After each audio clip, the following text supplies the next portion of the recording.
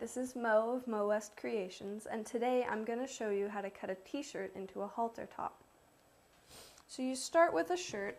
I'm going to start with a large shirt to have kind of a baggy halter top that's good for bathing suit cover-ups or summertime. Next thing you want to do is cut out the collar, and you can cut it into whatever neckline you're going to want. I'm just going to go for pretty close to what it was originally.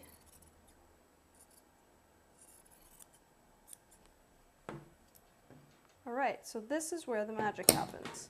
Cut off your sleeve, get them out of the way.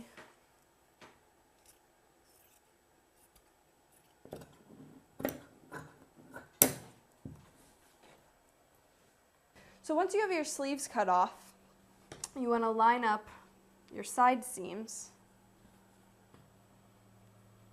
So you're looking at the side of your shirt, basically. Once you have that, you can figure out how low you want your keyhole to go. So just make a scoop shape, however low. We're going to make this one really low. Just like that. And then cut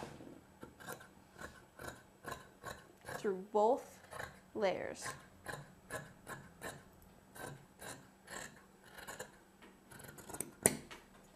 Once you've done that, take some of what you just cut out of the middle there and cut it into about a 1.5 inch strip.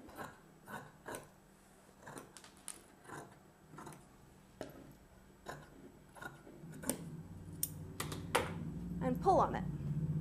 That'll make it nice and finished looking. Alright, so you'll notice when you pull on it, if you cut around the edge of the teardrop shape, that the very middle kind of does something different. So you'll know that's your center. And then you'll come back to your cut up shirt. Take your top seams and put that center spot of the strip that you made right there. Give it a good tie, right on the inside. So your knot is on the inside. Then just want to take them, cross over, bring them under, around the outside. So once you have it as long as you want it, you got your nice braid there. Just take them around the front. Finish with a bow, or just let them hang. And that is how we cut a t-shirt into a braided racerback tank without sewing. This has been Mo of Mo West Creations. Ciao!